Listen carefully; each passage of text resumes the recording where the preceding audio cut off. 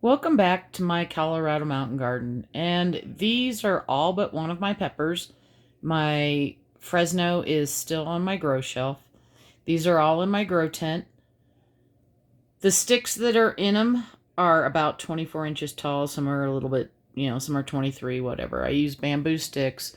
Right now, none of the pepper plants are actually attached to them. I just have them there so that as these get taller, I can attach them so they're easier for moving in and out. Now the ones in the back you can see, hopefully, let me see if I can scroll in. You can see that they're a bit taller. Those are all my chimayos, and they are the only ones with blooms on them right now. I don't encourage them to bloom, but I do not pick them off. Probably here in the next week or so, I'll use a piece of Velcro stripping that's for plants to attach those to the poles. Now, all these peppers were started on 211. I started them in baggies or Ziploc bags, whatever you want to call them, in paper towel. These last few here in the front, probably the last 7 or so, were just up potted yesterday.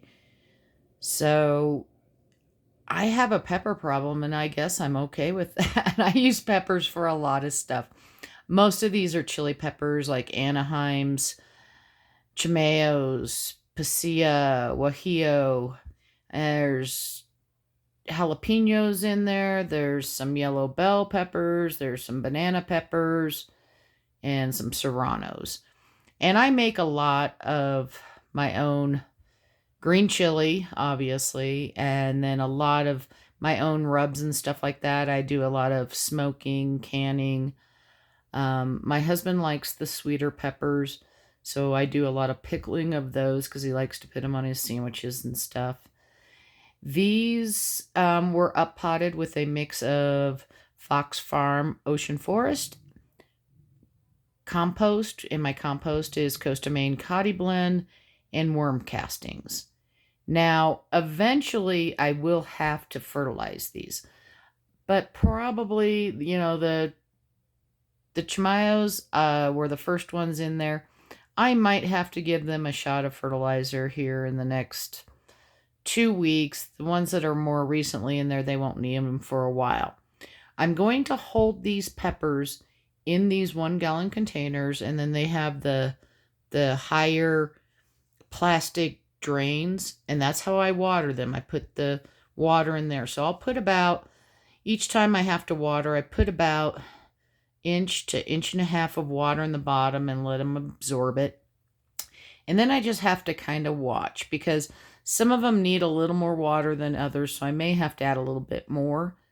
How I water mine, I have a little watering can, but I also have a water that is battery powered, so I can fill the tank and I can move the nozzle. A lot of these things here zip open on both sides, so I can get back there and I can get to those back ones and get them some water.